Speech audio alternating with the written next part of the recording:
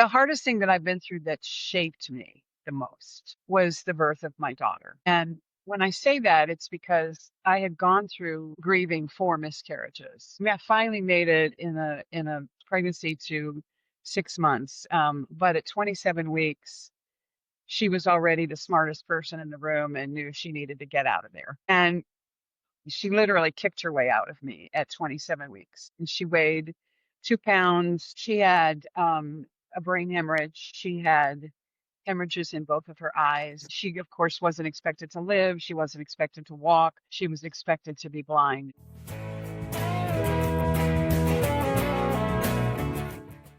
Women can do things that other people think are hard, but we think are necessary.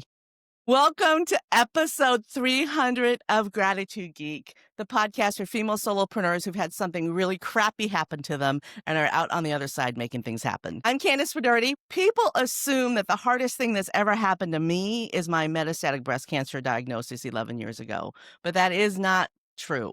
The hardest thing I've ever done is picking up a life that I knew and loved in California when I was 26 years old and moving to Texas.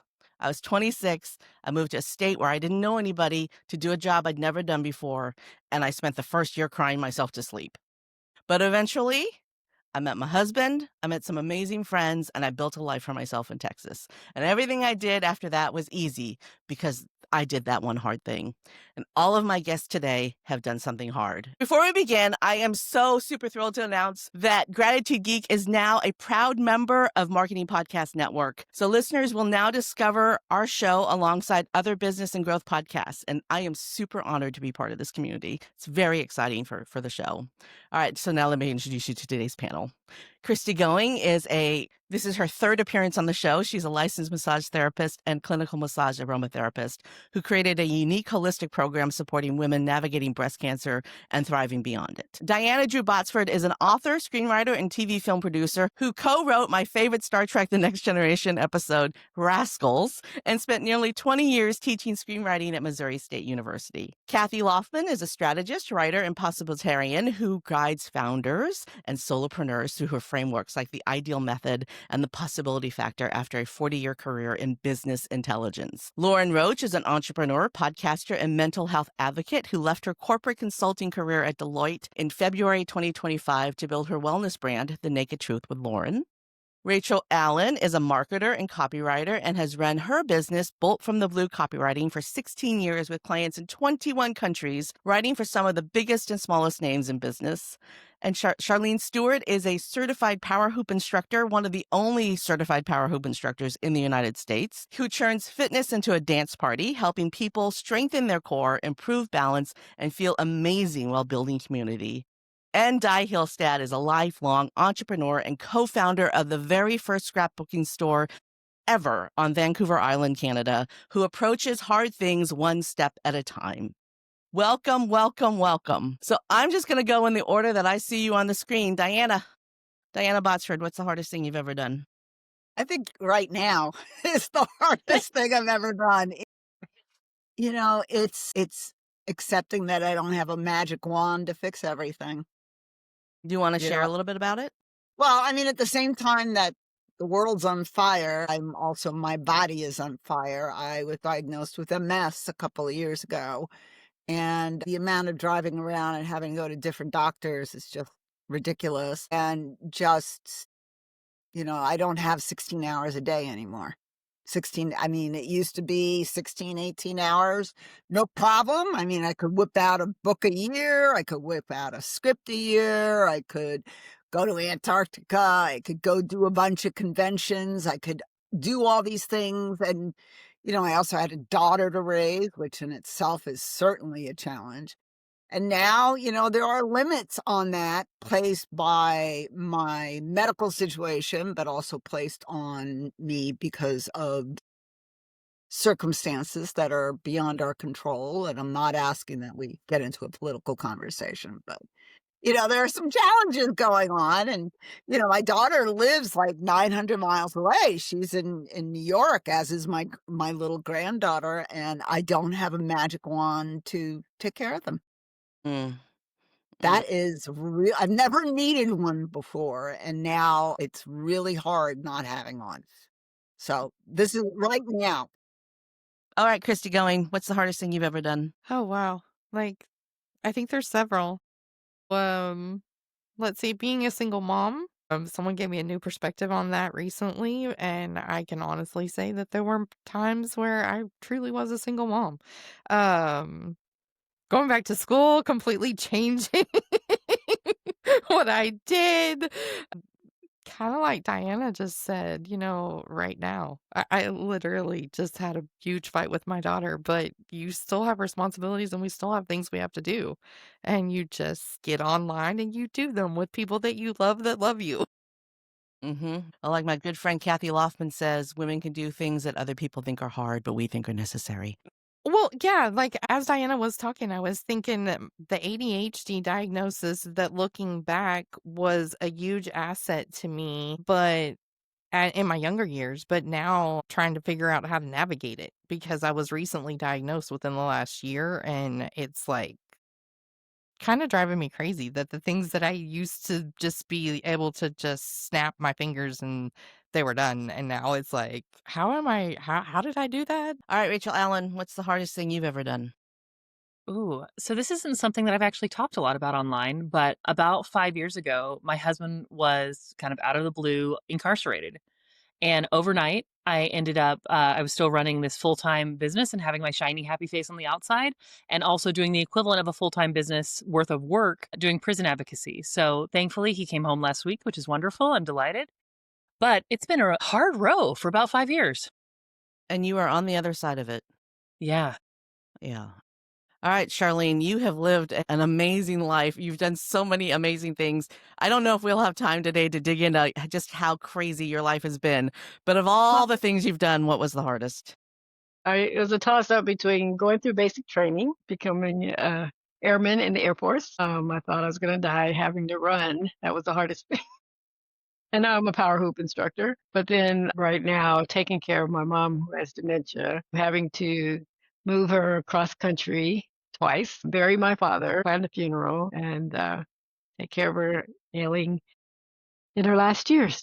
I can't even imagine. Die. Do you even know where to begin with the hardest thing? Well, as I was thinking about this, I had one idea, and then when you said the hardest, I'm going, okay. The hardest thing I ever did was write a 9-page letter to my dad telling him why I was cutting him out of my life until he was ready to have a sober conversation for the safety of my children, for the health of my children, for my mental health. Everything I face sort of comes from that perspective since then. It was 15 years before he passed that we weren't talking, and 2 days before he passed, my mom asked me to go and advocate for him at the cancer clinic because of my own experience with cancer. I understood the language and stuff, and we had one conversation, and 2 days later, he was dead. So it was hard, but necessary. But honestly, the hardest thing recently has been learning how to walk again after breaking my ankle. Oh, yeah. Yeah. And the I can't. baggage that comes up and All right, Lauren, what about you? At first I was thinking 3 years ago when I moved to DC and lived alone for the first time, having never lived alone before, being a super extrovert and also going through a period of depression. So I was very mentally unwell at the time, living alone, having a lot of time to myself and my brain with my thoughts and my thought spirals. And that was extremely tough. And then just exploring like mental health medication for the first time around that time because I needed extra help. And then I went back to asking for help. Like the first time I really struggled mentally, my senior year of college, I very much so pride myself in being super independent. And I did not like asking for help. And I was not about to do that, but I needed to senior year. And it took a lot. It took me breaking down and literally having a panic attack to be like, I need some external professional help. But you identified it. Mhm. All right, Kathy. Wow, it looks like you're last but certainly not least. This one was hard for me to choose because my motto is whatever you think is the hardest thing you'll ever go through, it's not. So just get over it. Get over thinking that something is going to be the hardest thing because it's just the next thing, right? But I think the hardest thing that I've been through that shaped me the most was the birth of my daughter. And when I say that, it's because I had gone through grieving 4 miscarriages. They'd finally found a why. And so they took care of the why. But when they took care of the why, they created a new what. And so literally, finally made it in a pregnancy to 6 months. But at 27 weeks, she was already the smartest person in the room and knew she needed to get out of there. And she literally kicked her way out of me at 27 weeks. And she weighed 2 pounds, 2 pounds, 8 ounces. She lost down below 2 pounds. She had a brain hemorrhage. She had hemorrhages in both of her eyes. She, of course, wasn't expected to live. She wasn't expected to walk. She was expected to be blind. And she's 43. She has 3 lovely children. She lives in Alaska and hikes mountains regularly. She's a brilliant colorist and she had a 4.0 in college. So she's why I'm a possibilitarian. But it all started with a question that I asked the doctor. She was 6 weeks old before I met her in person because it was a traumatic birth. And so I was in one hospital and they had life flighted her to Texas Children's. But when we finally got to meet with the doctors and I couldn't be there in the room, but I was on the phone, they were giving us all of these statistics, which are mind numbing, right? And you've all sat in that chair where they're telling you percentages and statistics and all of these things. They do it because they're supposed to do it. They have to do it. They legally have to do it.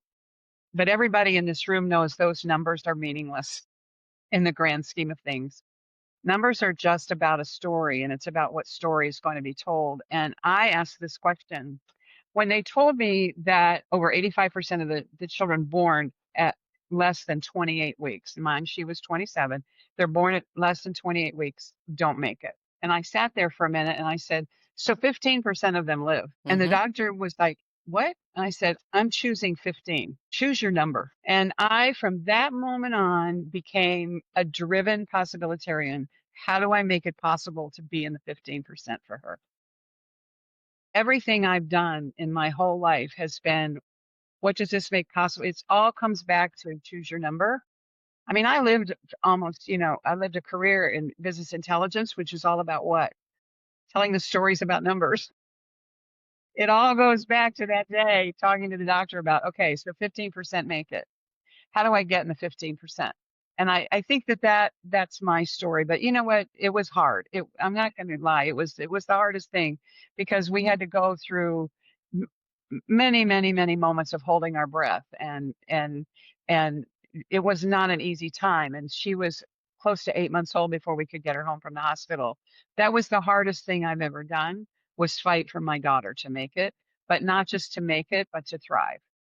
So I think because it's such an impetus story, right? It's like there was something born in me when she was born. I have a comment for Kathi and for almost everybody here. Everybody has mentioned something that I also have been through. My mother with dementia a couple of years ago, and it was a battle with our hands around each other's throats with my sister and I and my brother-in-law. I don't even talk to them anymore. It's so bad. It was awful. Thank God I was the oldest, but it was awful. My granddaughter was a COVID baby born 2.5 months early.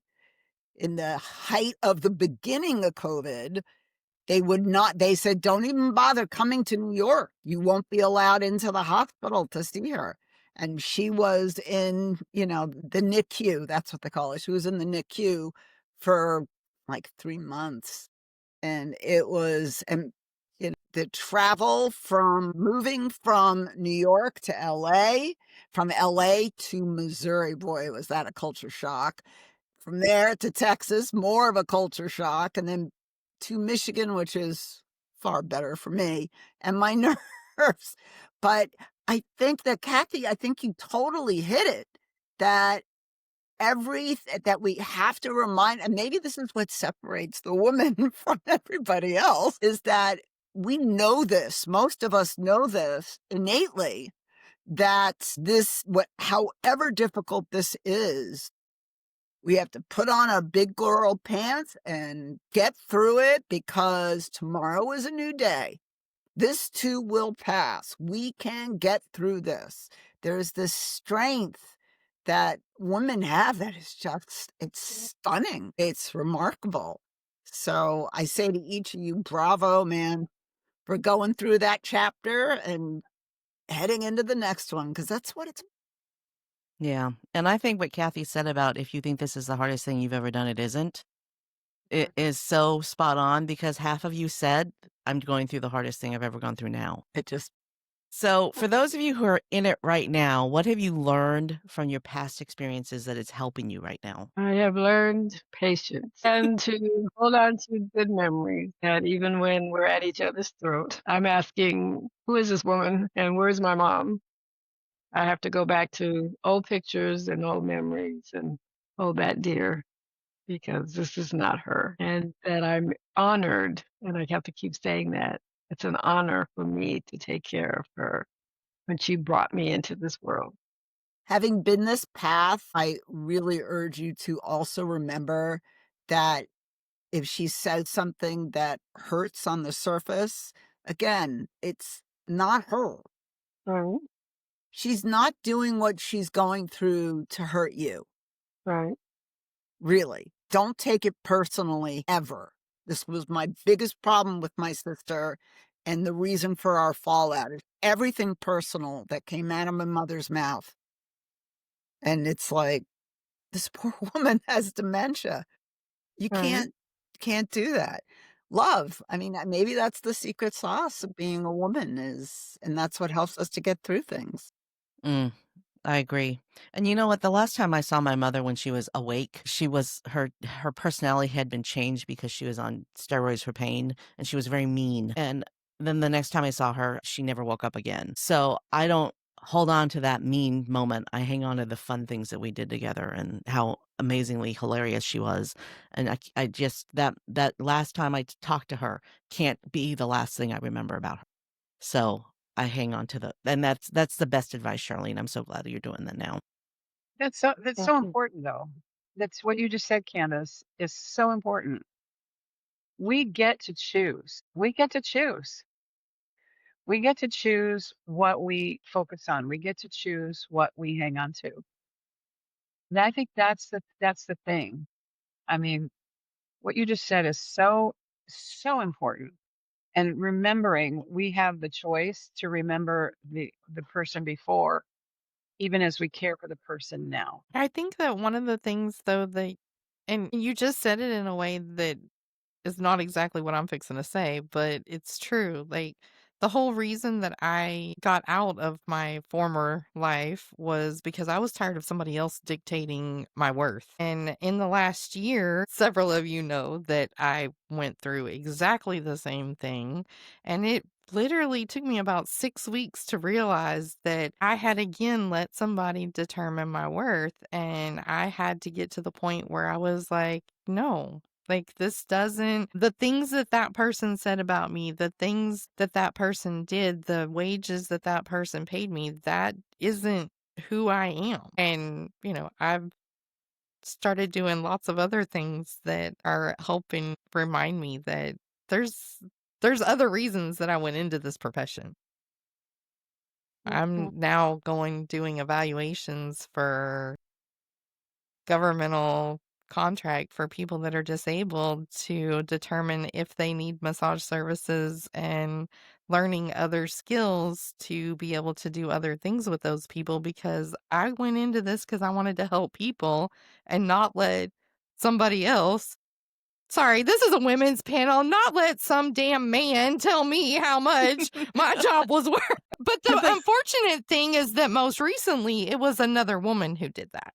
So, women do it too. I don't know if Diana wants to share, but you're working on a story right now. Yes.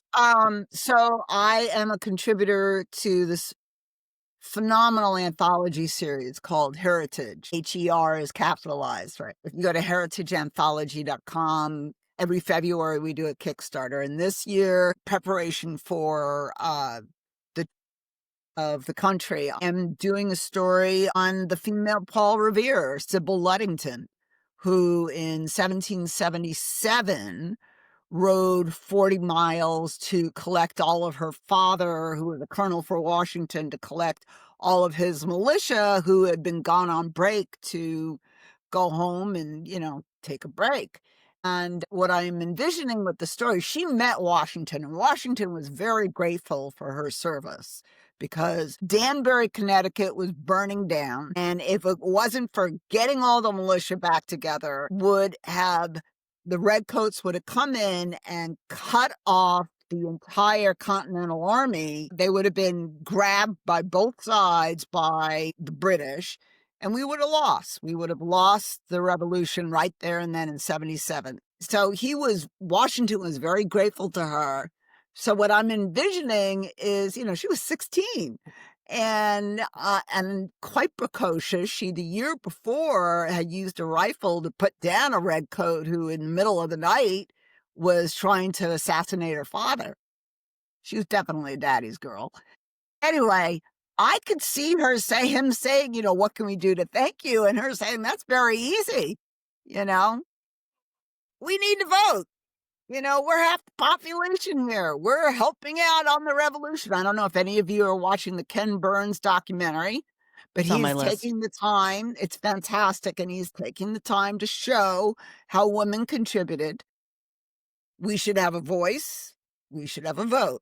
So then we're going to go on from there, from her becoming good buddies with James Madison, the fourth president, and her becoming the fifth president. Wow. I love that altered history idea. There's great men, there's terrible men. There's great women, there's terrible women. But, it should be balanced as far the equality. That's all I'm trying to talk about here. Equality might improve things. It's certainly, if you've seen there's a recent video going around that it's a film transfer of Marie Curie being applauded by, all of the hundreds of scientists that are all men. And what she had to do to get to that point that she got the Nobel Prize, what she had to sacrifice. I mean, they had to line her coffin with lead because she's so radioactive. I'm just saying that maybe that shouldn't be such hard work for us. Yeah. No, you're right. It shouldn't. Things that shouldn't be hard sometimes are. You're absolutely right. Rachel brought up that she doesn't talk about her hard thing very often. And there are many of us who don't. Like, I had trouble admitting when I went on antidepressants when I first moved to Michigan. I had trouble admitting it because I thought there was a stigma. I was embarrassed about it. And Rachel just shared something super hard, super private that a lot of folks wouldn't share publicly. Rachel, talk about having the power to be transparent with something so difficult that's going on in your life. Yeah. Well, I didn't for the first 2 years. I had this feeling that like, oh my gosh, I'm the only person this has ever happened to, even though I knew intellectually, of course, that's not true. But I felt so isolated. Almost every single person I knew, so like friends, family, everybody dropped out of my life completely. And so that just reinforced the message of like, we don't talk about this, you're on your own. And eventually I started getting really mad about it because I would go to visitation and I would see these women whose lives have been utterly decimated by this experience. And as bad as I had it, they had it so much worse because I have more resources and training and I know how to navigate bureaucracy and speak to representatives and all of that. And so I started getting really angry and then I started doing some research and I found out that actually 45% of Americans have had an immediate family member incarcerated. And if you move that out to like cousins and stuff, it goes up to, I believe, 68%. So this is incredibly common. No one is talking about it and it is almost exclusively women bearing the burden of it. So that's what really gave me the courage to be like, you know what? I can be the first person to say this because most of the time when I do, everybody else is like, oh, you know what? Actually, I did too. And even if that doesn't happen, just knowing that I'm giving a voice to these women who will never be heard and never be recognized for what they've had to go through, that makes it worth it to me. This is why my brand exists. It exists to destigmatize. I mean, primarily mental health. There's a lot of stigma around everything. I know the stigma around mental health has gotten better, like for my generation, but there's still a lot of room to go and a lot of work to be done. And at first, when I struggled, I really hit it because, like, I'm the type of person where people in my life are like, oh, she seems to have her shit together. Like, I've been told that a lot. Like, you have your shit together. I got a straight A student, like, whatever, got the big corporate job out of school, did all the things, was on the dance team, worked like 5 jobs, whatever. And then I I wasn't very in touch with my emotions, and I learned a lot over the past like 6 years in and out of therapy. And then my mom opened up about her struggles with mental health and the genetic component, because there is a genetic component to that. And so I didn't know previously, like, depression runs in the family. So I didn't know like a lot of things, and I've learned a lot of things since then. And it's so powerful to open up and be vulnerable about the taboo things or the things you're ashamed of or not so proud of, because there are a bajillion other people going through it. Like, literally, Rachel, just like you said, when I opened up for the first time in college, some of my best friends who I knew, like, we talked about everything. Like, I'm pretty much an open book.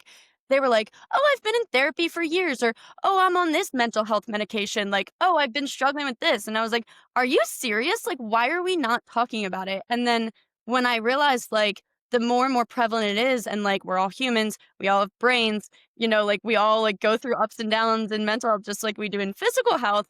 I was like, okay, well, something needs to change, because like, why are we all going to like the doctor for our physicals, or like in physical therapy and so open about it, but we're not open about the mental health side of things? And in the extreme cases, like, what I'm trying to prevent is a permanent solution that when you feel alone and when you do not talk about it, you could turn inward and choose to end your life. And that's horrible. And like, obviously right now, like, suicide is one of the leading causes of death in America. And it's because people feel alone. Like, whatever it is, when you feel alone and you feel ashamed and you can't talk about something, then you're like, holy shit, what's wrong with me, And you just spiral. And it's like, more often than not, we are living in a shared human experience. Like, so many other people have experienced it. And whether that's like mental health related or not, like incarceration related, or something I'm currently experiencing as part of the LGBTQ plus community, like dating a woman now, and it's newer to me, and like experiencing some internalized homophobia, which I haven't like shared much because it's something I'm currently working through. It's like, whenever you can find community, my therapist just told me this, find community and you'll feel less alone, and it'll become more normalized, and then as a result, your mental health, and I guess your health in general, will improve. Finding that community is, let's talk about that because it is so important. But before we move on, I have to make my, my every 10 episode plea. Share the story. So I went to a networking meeting and there was a woman that was pregnant, and I have taken it upon myself to tell every pregnant woman that they need to ask for, God, Christie, what's it called? Incontinence treatment. But what's it called? Pelvic floor therapy. That after they give Pelvic birth, they floor need to have therapy. pelvic floor therapy, and they need to ask their doctor to prescribe it. I've just taken it upon myself because every woman I know sninkles. Raise your hand if you sninkle. We all do. Well, maybe not Lauren because you haven't given birth. Had kids. Okay. But we don't talk about it. Right? We don't talk about, so we don't know that the woman standing next to us is afraid to sneeze because she doesn't want to pee her pants, right? But if we all talk about it, then it becomes something that we can get treated. And the reason why the women survive breast cancer 44% more now today than they did 20 years ago, because we started talking about breast cancer. I also think that there's a component to that about the medical care you get and the perspective of your practitioner. Males who don't listen to females and will say, oh, honey, it's all in your head, or, the whole hysteria around, and why hysterectomies are called that, menstrual flow, or all of that. Like, I know that our medical systems are different, but their training is very similar. Majority of the practitioners are male and don't take the time to listen, to be There's able to actually been offer. studies done Yep. proving that women make better doctors because they listen.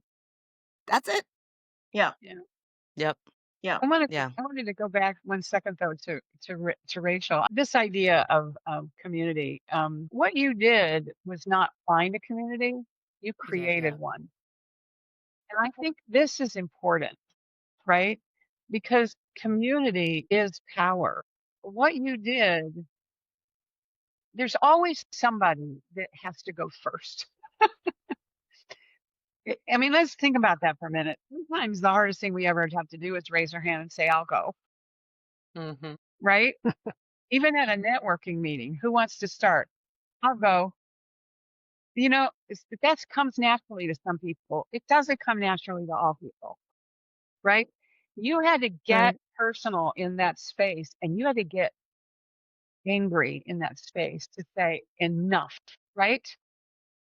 What you did was so brave, not just for you, but for everybody else, right? The person who walks the path first carves the path for everybody who will follow. You know, I always think of it as, because I like to couch things in like a really positive way, right? So how long was it? How many years did we go where nobody could run the mile in less than 4 minutes? Nobody, right? Nobody could try. They would say, well, impossible, impossible. Until the first person said, no, you can run it under 4 minutes, and I'm going to show you that you can run it under 4 minutes. And they ran it under 4 minutes. And after that person said, I'm first, it became like everybody could break 4 minutes because somebody just had to say, I'm not buying into that anymore. I'm breaking that barrier. I'm getting rid of that stigma. Let me show you why that doesn't ring true. Mm. Right. And so everybody has their 4 minute mile that they break through. But when we break through it, what we fail often to see are all the people behind us that can now run a mile in less than 4 minutes. All the people behind you, Rachel, that can now deal with this situation in their family, whatever that is, or even a different stigma. You stood up for saying this happens more often than we think. It happens to more people than we think. It doesn't just happen in certain segments of society. It happens in every segment of society. So get over yourself and let's get together and fix what's Yeah. wrong. Oh, I love the way you phrase that Yeah. because that's exactly what I hope I to do. just want to commend you. I just want to commend you, Rachel, because it's harder to start a community and create a community than it is to join one. Well, I just really So thank you. I really appreciate that. And as someone who's phenomenally introverted and private, I would have never thought that I would have been the center of any kind of community. But I actually ended up doing a limited series podcast about our experience with prison. And people now email me all the time and say, oh, this happened to my son. This happened to my daughter. This happened to my sister. I can't believe someone's actually talking about it. And while I can't fix this system, I can at least share it to where it's not invisible. And I think that has to be the first step. If we're talking about it, then we can do something about it. Exactly. Yeah. amen. If we don't, Yeah, we that's don't, the thing. if we People don't don't talk about it.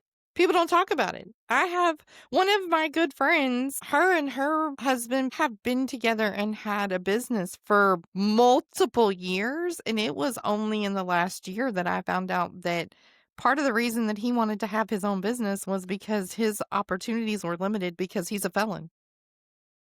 Another friend of mine that I love dearly has given me so many opportunities and is encouraging me to do so much more with the governmental contracts. Like she told me one day, I said something, I was like, well, I have something to do. And she was like, kind of looked at me and I said, well, I've got a therapy appointment. She's like, therapy is nothing to be ashamed of, girl. I've gone every week for the last 7 years.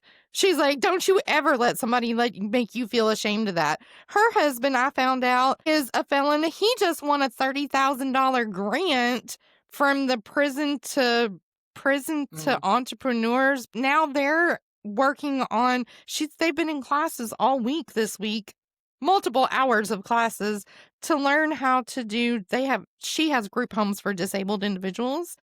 And now they're fixing to open their first group home for people in transition from the prison Amazing. system. And if you don't talk to people, you don't know these things. Create those communities and talk about the hard things because people don't know. I've helped my ex-husband become a resident. I helped fill out my boyfriend's paperwork for citizenship. So, like, I have an affinity for Hispanic men. But people don't understand how these processes work either. There is a cultural component because born and raised in New York City, everybody had a shrink. Everybody has a shrink. It's just part of being a New Yorker, and it always was. And I mean, I've had shrinks on and off most of my adult life. So is my kid. It's a New York thing, and it's now kind of an LA thing too. So it's the rest of the country. And that's why, I mean, this is not meant to be an advertisement, but I do love these online mental health that take insurance programs that are happening now, so that it's making it more accessible to everybody in between New York and LA, as it were. Well, okay, Yeah. and a lot of That those systems, Diana, they'll let you do self-pay. Because that's how I started mine this year. Earlier in the year I was self-pay. And so that's how, because I don't have insurance. So that's how I was able to start services, was to go through the online mental Right, health programs. And right. Lauren, you talked about suicide. I literally just Sunday lost one of my clients, my senior clients, to suicide. That's And the- did you see any signs? Did you have any idea? After a couple of things were said to me yesterday by a mutual friend of the family, but he went down really fast. We do the whole, not intentional, but the male bashing. But, he's a man, and he's a big man, and he was in the Navy, and he worked in blue collar industry, and he's in his late 70s, and he was on oxygen and had a pacemaker, and, so like multiple things. But, I mean, just, Finding reasons to never keep know. going can be hard. Yeah. Let's talk about working with men. Because Charlene was in the United States Air Force. She was probably one of 10 women that you worked with, maybe, possibly? I worked in the outdoor industry, and before that, I worked in a shipyard. I was only around men. There was very few women, and you have to learn how to navigate differently than you do when there are other women in the room. So talk about that problem. That it's not a problem. It's just a way of challenge. Yeah. The ones I worked with, I worked in a dental clinic, so I was around dentists all the time. So I got special treatment, I have to say. So I was one of the fortunate ones. But I've worked with some men that are just, put you down as a woman and just work through it. Realize they don't think like we do. Yeah. And I always felt like I had to work 3 times as hard to prove my worth. Yep. I think And they there's will a do what they can to demean So- you to raise themselves. Mm-hmm. Candace, it's funny you said that, because the last road construction company I worked for, the gentleman, when I was leaving, said, one, he would have never brought them their vehicle back. He'd have told them to come get their POS out of his driveway. And he said that he couldn't believe that I was there just to tell him where we were at on what jobs, because he wouldn't, no man would have done that. And I said, it's okay. I know in 6 weeks you'll have 2 other men helping you. And he said, it won't take me that long, because I'm not doing all the shit that you did for what you're making. Wow. You don't have to accept the way you're being treated. You can push back. I sued Maximilian Schell for sexual harassment. Gloria Allred was my attorney. We settled out of court finally. Yeah. But no, I'm not going to accept this. You should not. No. Ignore the vile stuff coming out of certain segments of the nation and the world right now. No, you're a human being with a brilliant brain between your ears, wanting to give your full potential. You should do it. And if somebody tries to put you down to raise themselves up, that's their problem, not yours. So we are a group of 8 women, and one of the women in this room was represented by Gloria Allred in a sexual harassment suit, which is is that 15%? 15% of the women in this room. I wonder what the statistics are for that. But if you're in a room of women and you ask them how many of the women in this room have been sexually harassed, yeah, the Canadian is the only one who didn't raise her hand. We're too nice. Even the question about working for men, I thought, I have only in my whole career of worked for one man.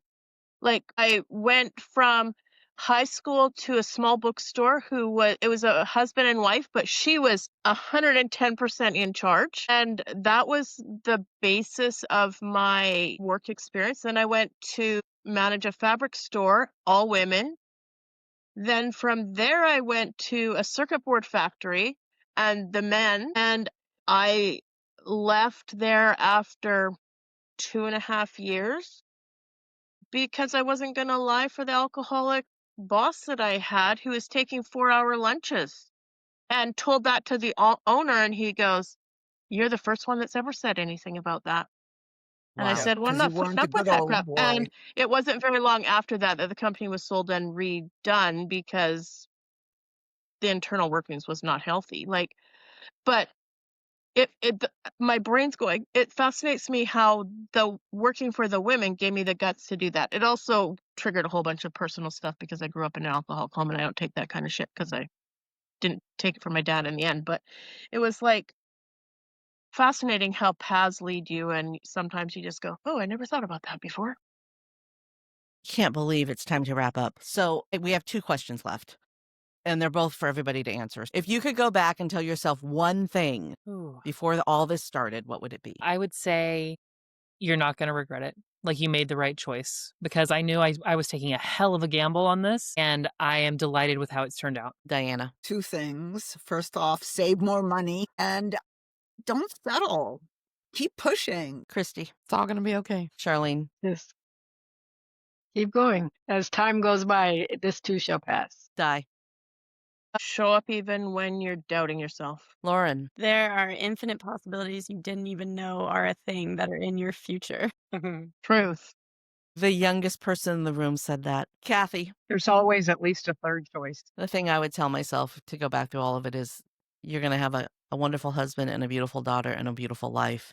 This too will pass. All right. Last question. For whom or what are you most grateful? I would say I am, looking back on my life, I'm the most grateful for my father because he raised me a person first and limitless possibility. I mean, I didn't hit the glass ceiling until the sexual harassment thing, which I was in my 30s when that happened. The possibilities are endless, as Lauren was saying. That concept's been around for longer than you think. And my father was good at telling me that. Christie. I always say my parents, but in the last year, I want to say my boyfriend. And you always call him your boyfriend. So I would like for you to read that and say his name. Thankful for Edgar. Charlene. I was going to say my husband, he's been my rock through all that I've gone through. He's always stood there and supported me. And his name is Lawrence. Di. Thankful for family who show up and just let me be where I'm at the moment. The last 6 months have been hard, but they have been amazing. And for Robusta, same thing. Community. Robusta is our group coaching program that several of the women in the room are in. Thank you for that shout out. Lauren. My immediate family's kick-ass. They are the reason why I'm here. They raised me to be a good human being, just like Diana said. And my sister is the most loving person in the world. Kathi. This is a hard one. This is the hardest question. I would say the person that I am most grateful for when I think about a person is my great-grandmother, Molly McKenzie. She lived in the late 1800s. She was half Cherokee, half white, divorced in the late 1800s with 4 children.